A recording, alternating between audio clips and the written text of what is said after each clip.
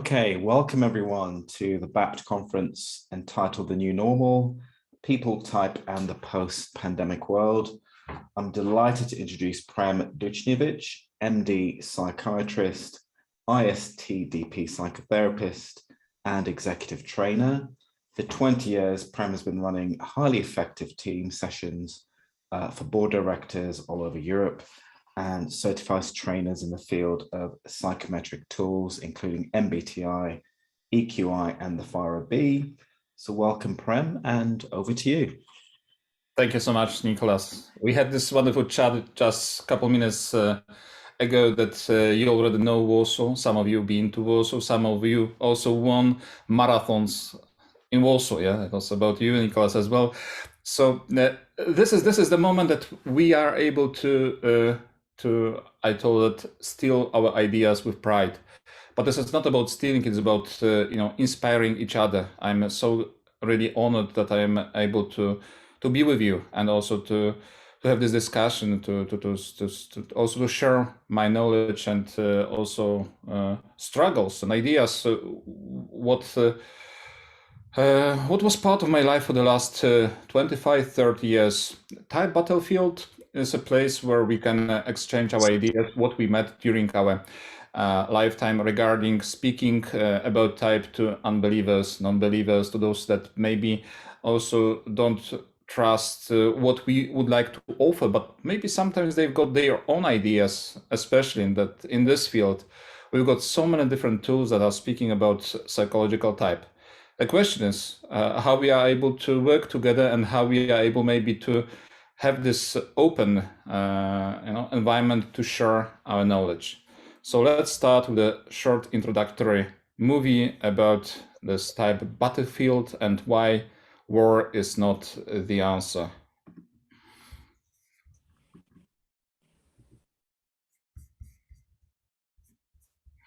And of course, as usually, once your computer was tested many times, you see the wheel of death. I don't know what about you, but this is what I see on my screen. It's interesting. Okay. I'll restart the presentation. Okay.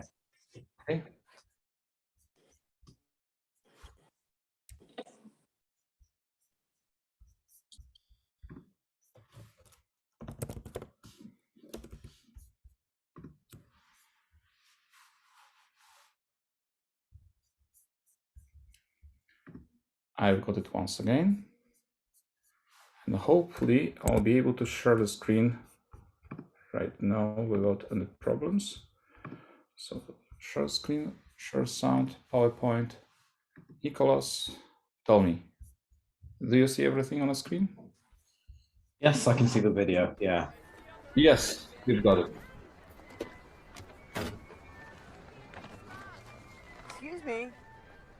I know you didn't think anyone would catch you, but you just slammed your door into my car. The least you can do is say you're sorry, lady. You don't have to take that tone.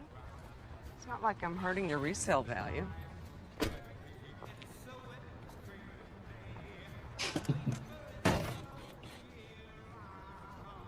I'm sorry. See? Like that.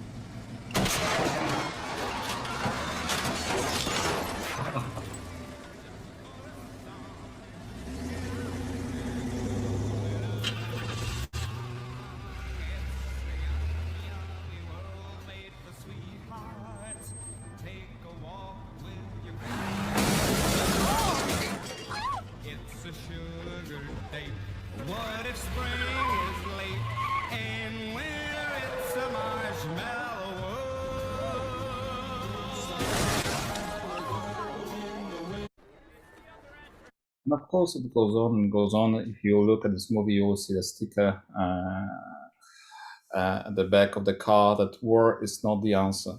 So the question is, why? Why, once we are having this kind of a discussion, what about, I don't know what about you, but please also write in a chat if you see this kind of a discussion where we've got more and more and more rising conflict regarding people talking about, okay, type is important, type is not important.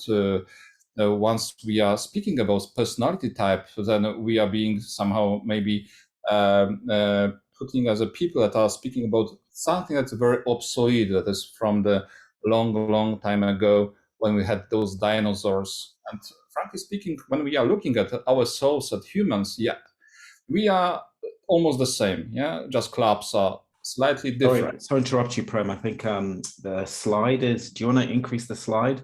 We can see the notes page as well. Oh, so you see different. Yeah. Good. Thank you so much. Thank you so much.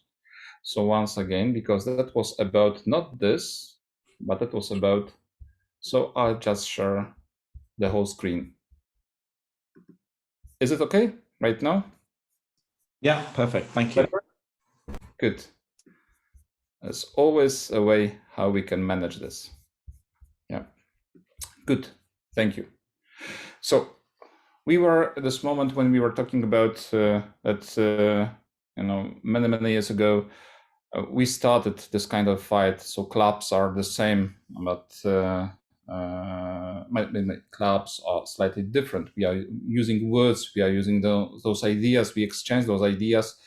And some of us are fighting, but some of us are building this wonderful structures. Yes, one is putting one brick, another person is putting another brick. And the question is, how is it possible that, for example, working with teams, working with executives, we are able to create or to co-create together this kind of environment where there's no battlefield where two groups are fighting against each other, but this is kind of a structure where we can build and we can put our idea and also acknowledge another person and also put their idea.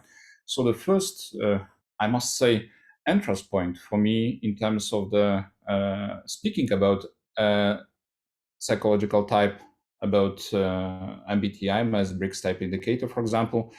It's this wonderful idea I took from Shadows of Type, Angelika Bennett, and probably you know this concept. If not, I highly encourage you to read this Shadows of Type book, because here we've got different stages of development and concepts of Levinger, Grautner. I had this privilege to host Otto Laska in Poland several years ago, who was working with Keegan, and we had those discussions about different stages of development. Type is good concept to speak about the way how we can open eyes of employees, of our colleagues, to move from this level number 1 to level number, for example, 7. So let's maybe start this journey, how it was and how it is in terms of the type battlefield in Poland. We are not going to talk about Ukraine, but in Poland we also had those experiences with these atrocities of war, and especially for me it's quite close because I'm in a building that survived Second World War. So our office is located in Warsaw with bullet wounds on the forefront. So you see on the left-hand side, this is our office. It was picture taken after Second World War. And right now we see more and more this type of pictures on a TV. This is this building currently right now. So as you see, it was rebuilt and it's right now standing strong in the middle of Warsaw. So if anyone would like to just visit us and maybe not in terms of psychiatric help, but if you'd like just to grab tea or coffee and have the discussion, I really welcome to meet and to talk about type. We are doing also some studies and we are checking turning from red to green in terms of the patient's state. So this is the way how we are looking and we are diagnosing our patients. So this is one part of our activities. The second part is about trainings and leadership development. So regarding being able to talk about type, first of all, in terms of my story, my life story, it was to get this experience, to develop those skills, knowledge, attitude. It was almost 30 years ago, somewhere in Virginia. If you've been to Otto Kruger associate office, you know this wall, and there's another wall with several cups. So we were able to reproduce this the same in our office. And I'm curious in terms of your journey, who's your master? Who was the first MBTI person you've been in touch? How is it possible that you are also more or less, of course, more working with psychological type? Could you write in your chat who is your master?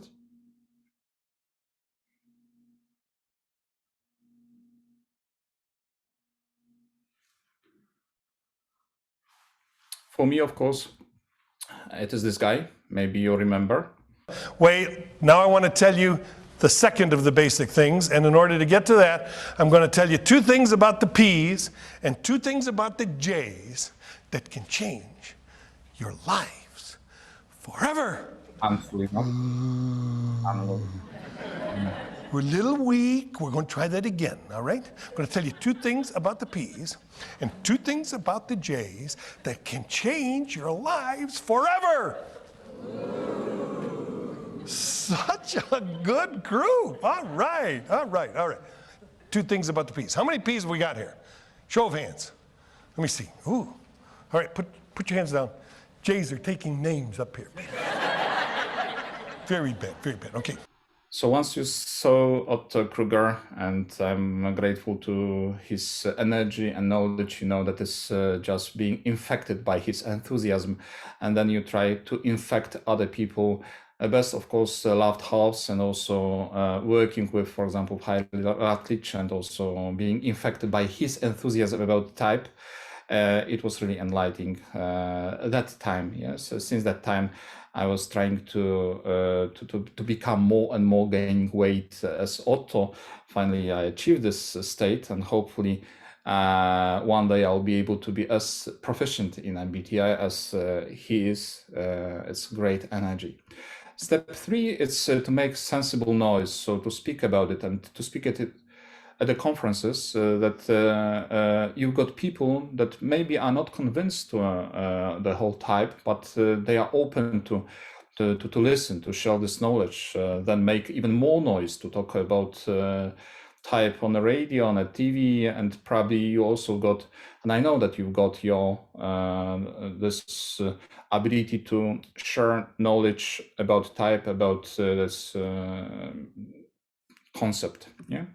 Next part is more and more experiential workshops. You probably remember the workshop about JNP on building the garden, and then someone is entering the room and telling, come on, you need to build a part. Yeah, so this is this JP exercise. So the experiential workshops, what we noticed, it was really great to use not COPE cycle, but more about hook, book, look, and took cycle, where we got first this emotional experience, this experiential experience, when we've got this hook. So this is kind of a exercise, so splitting teams into 2 groups, and then describe this as the most simple hook exercise. Book, we've got a very short time when we can provide information about this concept. Then look, how is it for you? And then took, what you can take. So this takeaway, how you can apply knowledge that you just observed in a moment. So simple technique that we use, that I observed several years ago when going to the Black Catholic Church and seeing the priest who was using it in a fluent way. And this is being used right now in our workshops.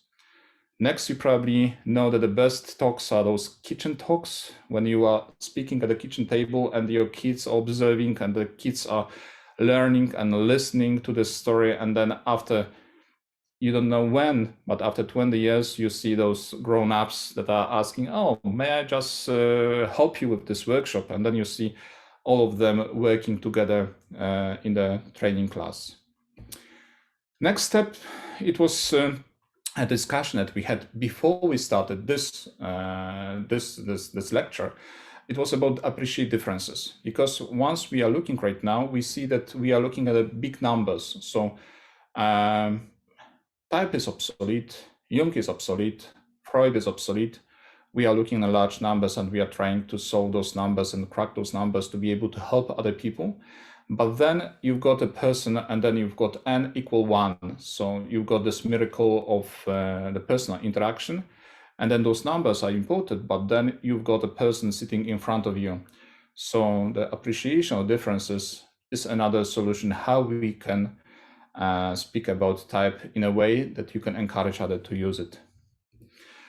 Next part is what I encourage you to also look into it, because studying at Georgetown University many years ago, there was one professor, Jay Shulkin, who was speaking about allostasis. So we got this homeostasis and allostasis. And for me, as a medical doctor and psychiatrist, it was important to understand what is the link and how is it possible that we've got our patients that are living in some kind of a state that for them is natural.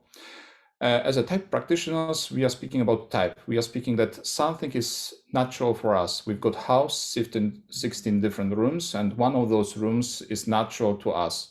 In terms of the more or less being outside the norm, especially when we are working in a hospital with patients, we see people that are being perceived or maybe being judged and maybe being put with a label that you are outside the norm. When you are looking from the different angle, different perspective, when you are really looking at this norm that maybe this is not the only way how you can look at it, then you see that it is still within a norm, but maybe broader norm. And then you are asking yourself a question, how is it possible that this person is living that way? And for this person, this is a natural state. And then we've got this answer about dynamic allostatic patterns that we see, that we are thinking that this is our natural state, based our prior knowledge, based our prediction, and our brain is living in a world that is the most comfortable, most natural for the brain. We can observe on the cellular level, but we are more than just one cell. We are more and more complex, and especially when that we are talking about the brain, that our brain consists of those several parts. We've got this old reptilian part, this mammalian, pre-human, and human part. We know that in terms of a type, we cannot speak about the whole. We can mostly speak about this pattern regarding our human part. Yes, and Dario Nardi is looking into this brain patterns into the cortex, but also there are some parts that are connected to the subcortical areas, and then understanding emotions and understanding our tendency is also helpful in terms of understanding those allostatic patterns. In our environment, we see different tools, we see different ways how we are looking at those dynamic allostatic patterns. For me, my journey was regarding MBTI, but I know that when I'm entering different companies right now, we see more and more different tools being used. And what is also interesting to see that, for example, Novartis or other companies are developing their own tools, even outside the 16 type tools. So you've got more and more and more. If you would like to share, yes, please write in a chat what patterns, what tools, what ways of looking at the type you are using right now. Is it MBTI? Is it interaction styles? Is it DISC? Is it Insight? What tools you are using regarding looking at those different patterns? Just write. Yes. Because everything is about recognizing the patterns. So another way how we are speaking to non-believers about type is to tell them that this is okay. Maybe you don't have to be put in a box, but then we can use this Kahneman exercise that I took from Thomas from Germany and Stefan.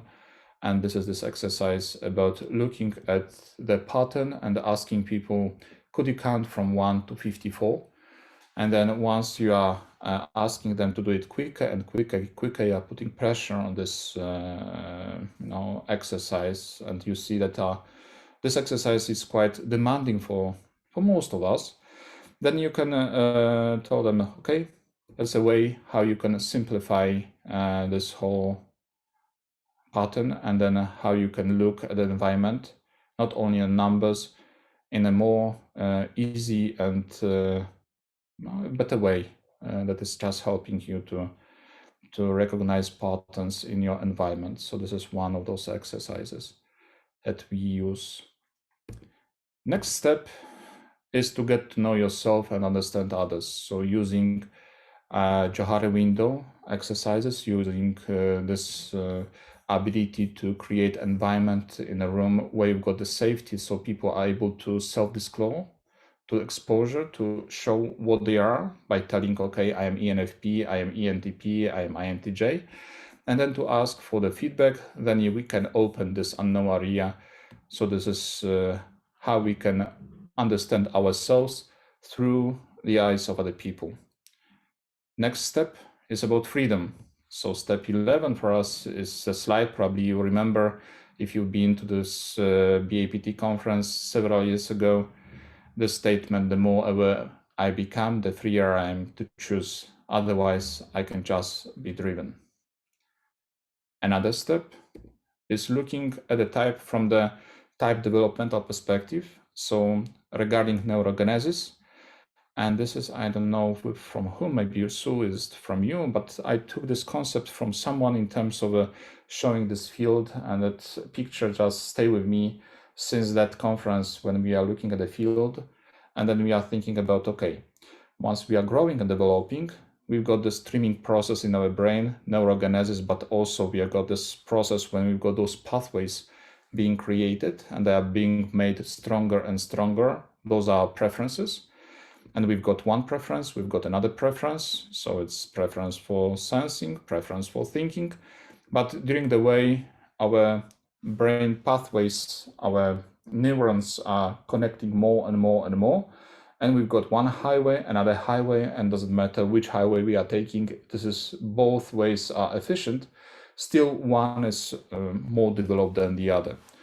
So another concept about conscious, unconscious. So we know this one. We also know this type journey where we've got dominant, second, auxiliary, tertiary, and inferior function. And during our way, one is more available than the other. So speaking about life journey from this perspective, when we've got specialization, integration, and this wisdom age, is also another way how we can talk to non-believers and also convince them to use type as a maybe guide for us to be able to go through this life journey. MBTI step 2, I find quite interesting in terms of using it in connection to this type developmental path. Yeah. Okay, I'm looking at your answers about different tools. And I do hope that for all of you, it's quite obvious how we can use step 1, step 2. If you have never tried step 2, it's good to look how you can combine step 2 into the type development as well. So when you remember this car with those young people, you see that during the age, in the wisdom age, you've got all those with driving licenses, and then they are able to also sit in the front of the car, but still we've got one person who is the most knowledgeable about how to drive a car, and of course another person who is hopefully not a slave but a colleague in a front seat. So we've got dominant and auxiliary function working together with this ability also to use our tertiary and inferior function as well when we would like to achieve something and we would like to reach for our potential that we've got in our car. Any questions so far?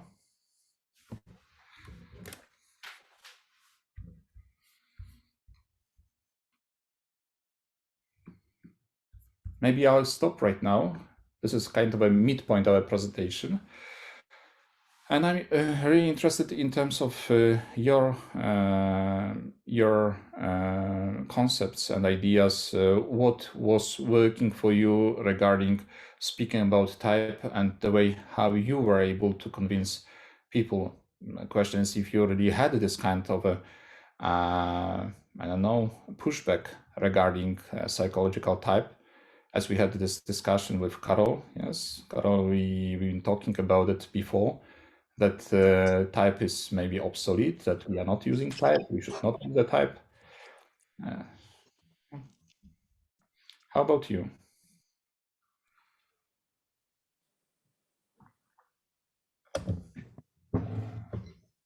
I think that sometimes it's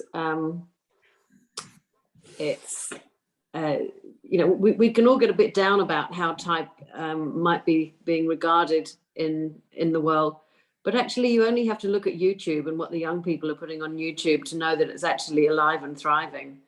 They just seem to find a way just to do it differently and have put their own sort of spin on it, which is just incredibly refreshing. Some of the things that's on YouTube is amazing. They don't seem to be coming to type conferences, which is a shame. I actually love type conferences because finally I get to speak to someone who I don't need to go back to the basics with. You know, you can just talk about the stuff that you love, like cognitive dynamics and all of those sorts of things.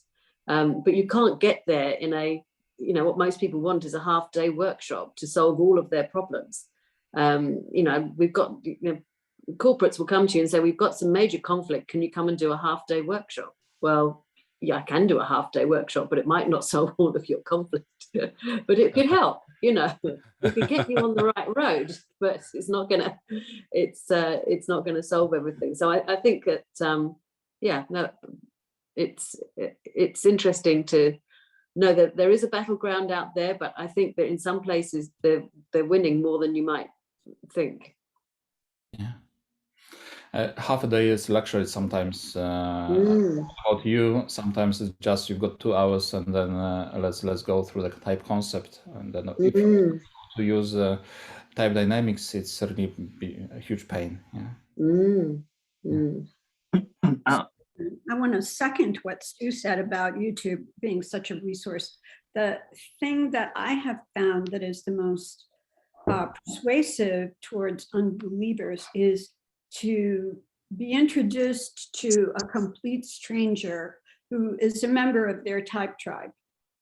And then the understanding dawns on them, oh, I can easily understand this stranger. They have so much in common. It's hard to do that nowadays because we don't put people, you know, 100 people into a room very often. But now we're starting to do that over Zoom, and YouTube gives you a number of videos of people talking about their types. And so this kind of simulates that. If you can find a number of videos and let people choose among them, which one of these is the most like you, then people get engaged in the game of trying to self-assess. But the best is, of course, a personal meeting with another person of their type. And if that person is different in a number of ways, gender or nationality or something else, it's even better. I agree. I think one of the difficulties that sometimes we have with type is that the sort of predominant model of the human being is much more reductionist and deterministic, whereas type is it's an organic, dynamic model. It's not about defining people and measuring things. It's about a sort of sense of growth and forward movement into a process of development, isn't it? And actually, a lot of what organizations seem to want, and a lot of what our culture seems to value, is kind of point scoring in a way. You know, you've got 10 points for extroversion or something, rather than the focus on the individual and their unique path to growth given their underlying preferences, which is, I guess, where we want to get to with people.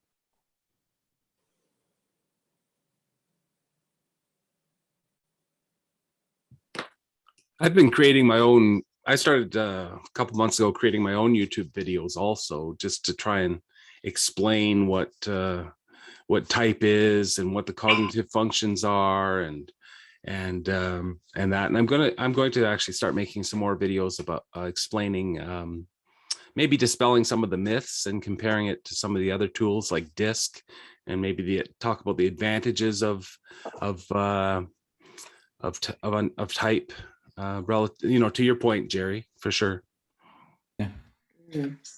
So right now we are this area once we are looking into combining different models together, and also how we can use type in other different settings. Yeah. So I really appreciate all answers. Thank you. And I understand that when we are working in this developmental area, when we are working with also leadership and team buildings, and then we've got this group of people working together in a classroom, this is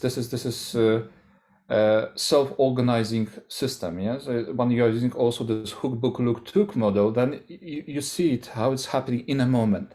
My struggle right now is mostly about working in this kind with patients, not only client, but also in those areas where we are speaking about type, how we can use it, how we can implement when we are using, for example, this or that psychotherapeutical model. And this is not so in-depth, so to speak. We don't have to be scary about it, but it's also really eye-opening and giving us this additional lens. And it was from the beginning to look at our patients, our clients, that they are still normal, and then we can use this type as a tool to reach for their potential. So when probably you can imagine, right now we've got number one issue that we've got all around. You can write down in a chat, what do you think was the biggest problem regarding our mental health, or maybe regarding our psychological health. And if you put it down, I'll just answer to you, because this is what we see right now currently in our office. We've got more and more people coming with this kind of a, more to speak, disorder, and then we are helping them. And when we look at their lifeline, we see that type plays really a huge role in their self-concept and the way how they are looking at themselves, how they are locking themselves in this kind of a prison. Yes. You're not typing in the chat, so I'll just answer to you. The number one for us, what we see in our office is anxiety issues. So we've got a lot of people being anxious, a lot of people being feeling that they have to be all the time mobilized. They have to answer to the pressure from the external world. They're using their eyes in a way how they are looking at themselves and the other world based on what they are also experience in their childhood. So knowing type in this area and using using this concept with, for example, ISTDP, so intensive short-term dynamic psychotherapy, that is based on this attachment-based theory, we see that this moment of trauma is so crucial, so important. And this is not about just a trauma as we see right now, this war trauma, but most of the time is this misadjustment, misalliance trauma. This trauma that, for example, you've got extroverted parents and introverted kid, so to speak. We've got parents that are really ESTPs, ESFPs, and there's a lot of action. And then you've got family coming to our office and telling, come on, with our kids, something is wrong. And we see that it could be more or less INT, for example, J, INTP, ISTP, yes, yeah. And that you've got this huge difference where the child needs are not being met in a way that they would like to be met. And then it creates pain and fear, rage, guilt about rage and fear, closeness symptoms, character disorder, and so on. The most common this part is, of course, about when we are looking at something that's being described as Asperger syndrome, but it is not only about Asperger, but it's also about attachment issues that are being like occurs from a family to family to family to family. So using MBTI, using this kind of an eye opener, we are using in a way that we are showing them that they've got those strengths. So this is like ego boosting, this ability to create their strength. Oh, look, you see, there's something good in you. And people are telling us, oh, for the first time in life, I've heard that there's something good in me. Yeah.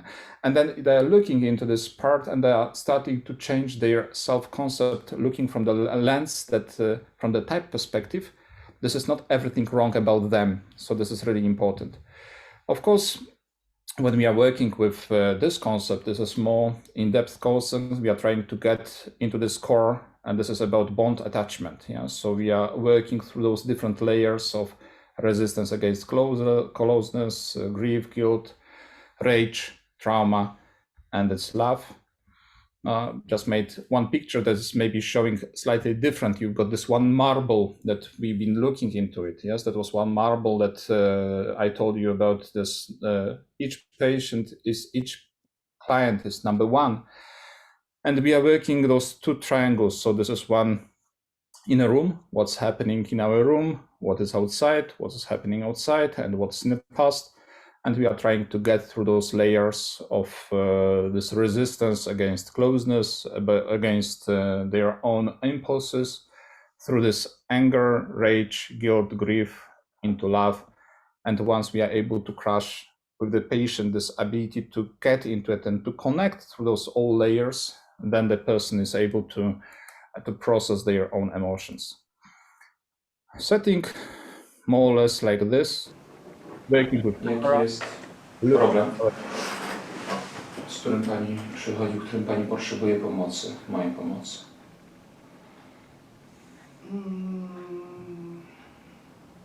So this is just to show you how we are working with our patients. So this is work with camera, observing face, micro expression, therapist, patient, and working together based on each step on the resistance, working through the anxiety until we've got this breakthrough into the unconscious. And this is really interesting because what is visible in our office that we've got really very easy access the royal road to the unconscious when to those tectonic plates. One tectonic plate is about defenses, how you defend yourself from the others, how you defend yourself from yourself.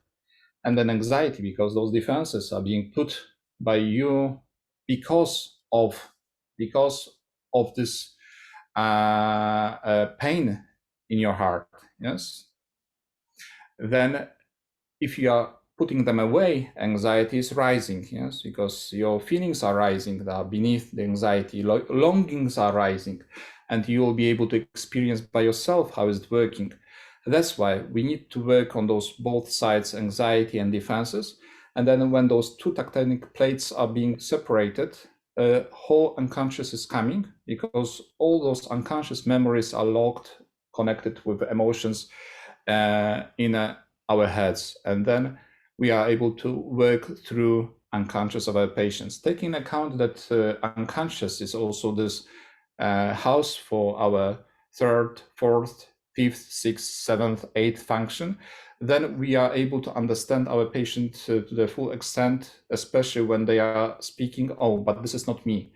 But then when you understand the type, you also know, yeah, this is also part of you. It is integration, like you've got, was Ursula Le Guin, probably you know this story, yes? We've got this sorcerer, this going through each stage, and then finally, by the end of the book, he's meeting himself and speaking his own name, and this is his shadow connected to the personality. So this is what we are talking in a theory. We see session after session after session here in Rome, this ability to reach into the unconscious. So step 14 for us is to look deeper, yes, to go more into our dark side. And especially when we are working right now with younger people, we've got more and more and more tools to work regarding their shadow, but also regarding those internal pictures. That was a part of the game that was developed in Cambridge with assistance of psychiatrist Paul Fletcher. And this game is also about experiencing psychosis and psychotic states. Kids are playing this kind of a game, and we are waiting for release second version of the game where a kid with a very high anxiety got psychotic, and then you are playing this character. Working with our patients, we are able also to ask them to express their internal pictures. So this is the way how they are looking into their shadow, the way how they are looking at the world because of their suffering as well, and the way how they are changing the picture of this Freudian house that was adapted by Josette and Habdalabia in a way where you've got this super ego and id. Over there we got our emotions, over there we got our you should, you ought, you must, and this is your ego, this is your conscious. And when you've got this pressure going from top down and bottom up, so pressure about you have to do, you have to behave, and this pressure from I want, this is my longing, this is my feelings of broken heart, this is what I want to achieve, then you are more and more putting one leg on your feelings, so not to feel them, and one leg on the front door, not to let anyone in. So we've got those intimacy issues and other problems regarding closed and locked feelings. So this is the way how it should look in terms of the whole picture. And then our patient, for example, drawing, where you see the super ego, yes, as shitting into the head of this ego, and the heart is somewhere down in the rubble. Front door are closed and locked, and the small rabbit is being, oppressed by this shouting of this super ego that is distorting reality. So I think that this is what we also can experience right now when we are looking at atrocities of the war, what's happening over there, and what type of zombies are doing this terrible things in Ukraine. A little bit more complex concept about triangles I'm not going to explain right now. I'm looking at the time because I would like to also have this chat with you after this short experience that we are going to have. Working through feelings, we are in touch with those feelings where finally we are able to unlock this feeling of joy and fulfillment. And this is also our access to unconscious. So usually we are also looking into what type of feelings, anxiety, defense we are observing using different videos. Videos are available on the YouTube. To get rid of all the pain, all the voices, and this is a picture of the person that's suffering, but also this is a picture of a person that has got her own psychological type, her own personality. We see the person that was being, that was being under this kind of a pressure of an environment year after year after year. So one layer, this is an issue regarding psychological problem, psychiatric problem, but it's also another layer, how we can help this person looking from the type perspective, how we can look what is good in this person based on also on psychological types. So there are different video examples of our patients on different other patients, but also regarding the experiential part, we are asking people in our room, this is the last part of my presentation, how we can win hearts of our participants in room, is to check what is their reaction based also on a type, on something that is very, very, very in the bottom of our personality. So when we are touching our longings, yes, so then we are asking those people to observe, yes, what type of longings, wishes, and they observe what is revealing, what is appearing, what emotions do you feel, how do you feel them, observe the tendency in the body. So after this kind of a lecture where they can understand what are the different tendencies of emotions, then we can go also about defenses. What is interesting is that regarding longings, emotions, people are very close to each other. Regarding defenses, how they notice what kind of defenses they use, what kind of maybe this resistance against closedness and against themselves they use, this level differs by type. And I'm trying to put more and more information into it, but still it's not enough patients because we are observing person by person by person by person. And maybe if any one of you knows the connection between the defense system and type, it will be great. We see those patterns. We know several publications and books, but no one was able to put it in a one document that is more reliable and easy to use regarding the different defenses that we use. Yeah. Okay. We've got still 10 minutes left, and I'm just thinking about maybe this is exercise that you can do at your home. So this is exercise with maybe, you know, this one with looking into eyes. Do you know, Moma? No? No, you never seen. Okay. So maybe I'll just leave it with you. It's a short video. It's about 2 minutes video.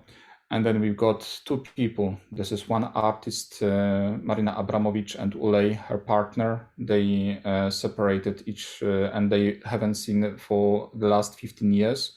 And this is the first moment then they meet after 15 years.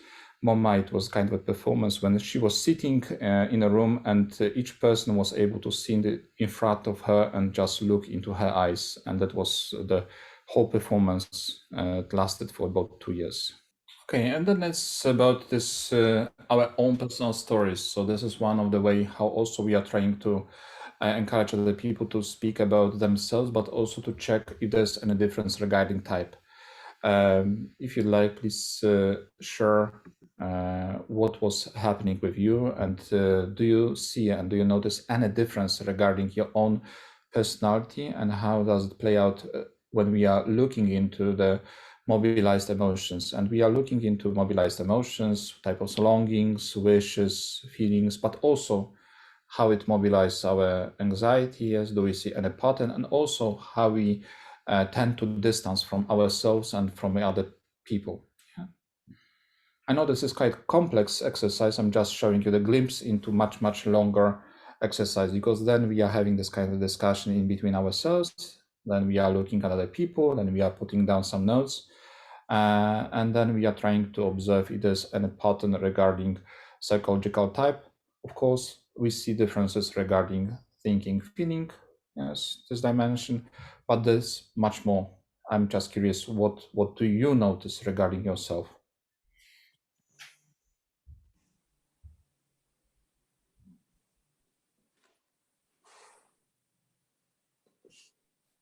I'm not entirely sure how to answer that one, Prem. I was fascinated by watching the video. Yes. I'm also, fascinated by how you prioritize type in your work, which seems to, you seem to really put it at the forefront of the work that you're doing with these, as a clinician, as a psychotherapist, you're seeing people who are far more, have far more psychological need than, for example, somebody who's, I do organizational development training, which is, a very, very different story. I wondered if you could just speak to that just for the moment, to see how you prioritize type within your clinic. So thank you for this question. This is interesting, because that is what I thought before I was working in an organization. So I got 3 stages in my life. The first was working in a hospital with patients. The second 13 years as a person who was responsible for mental health, well, just health in a big corporation, regionally and globally. And what I observed that, and then right now I'm back, the last 15 years, it's being back working, yes, with patients once again.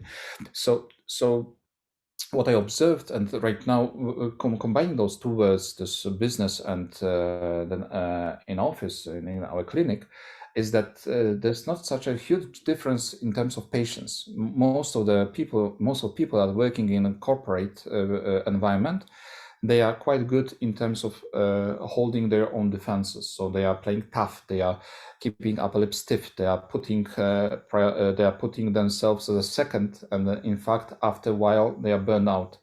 So understanding psychological type, and especially this month, is about anxiety, and also you will see more and more materials coming, especially from the Myers-Briggs company, about stress and type. Yes, and you see how it's coming into play when you are looking into different stressors regarding work environment, regarding your life. So half of my patients are coming from our workshops, business workshops, because they would like to be stronger. They would like to understand themselves. They see after workshops, after this kind of exercise, they are able to speak in an open way. I then see that the triggers are different for each of them. And what is for one person really giving a lot of energy. I remember this discussion about temperaments, where was one engineer showing a picture of fire and was telling, okay, this is really making me feel good, and I'm so engaged when I'm working in this environment. This is kind of pictures on the floor, and they're picking pictures, and another SJ sitting next to him. May I borrow this picture? Yes. And this is really stressing me out. I feel so anxious when I've got this kind of environment around me. So this kind of a discussion where we have after, for example, this video, is encouraging people to speak about their own stressors, about their own triggers, the way how they deal with anxiety. And then especially when we are working with a short-term intensive approach, we've got 10 sessions, 20 sessions, each 90 to 180 minutes. Then we see how, then they know already that they can be more stronger in the work environment. So I'm not working with very, in a hospital, yes, but in an office, no. Mostly there are different type of clients. Did I answer to your question? Yes, thank you. Yes. Yes. Hello, thanks for your great presentation. Yes. I actually have a lot of feedback, a lot of response, but because of the short time, maybe I just make it very short. I teach MBTI in Germany and Poland. I teach in Warsaw and Poznań, and yes. I have a feeling that is it in Poland the concept of type is still not very popular. When I go there to teach, they find it it's very new things. They are very eager to learn. It's quite different response when I do it in Germany. So I want to ask: is it the concept of types in Poland is how you see it? Is it still have to do more evangelize to people about types? Yeah. The biggest problem was always first of all it was about language, because regarding type, when we are talking about MBTI, we had for many years just one report, that was profile report. So that was encouraging people to use MBTI because this was just 2-page report. This is one. Second, the price of the qualification workshop is huge. So when we are looking into the income and the price of the qualification workshop for each person, it's a lot of investment. So that's why we don't have many practitioners. It's always, you have to always have practitioners that are more, encouraged to use this type.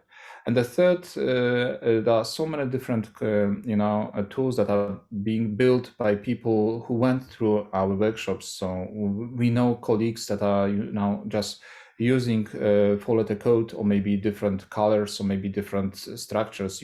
Probably in Poland about many different tools that are being used right now. So that's why they put their own concept into it. And this is not the same as, for example, MBTI. So this is, for example, creative type when we are talking about intuitive person, yes, person with the preference for intuition and so on. So so that's why this is not such a common language. And there's this kind of a understanding and using the same words. One thing that you will see that you don't have to use MBTI, but in Poland you can use just 4-letter code because this is quite popular. Yeah, you are using ENTP, NFJ, ISTJ. This is quite popular. Yeah. Okay. Yeah. Thank you. Yeah. And I will write other questions in LinkedIn. I will add you. Yes, please. I could come to Poland very often for teaching in the university. Yes, so just come to our office. We are just next to the Warsaw Tower. Yeah, so it's very close to. Yes. I will write you in LinkedIn. Yeah, it'll be wonderful. Yes. Prem, there are a couple of questions in the chat, maybe quick ones. There was one from, let's have a look, from Sue. Are there, maybe we've answered this, I don't know. Are there types that you see more frequently in your clinic?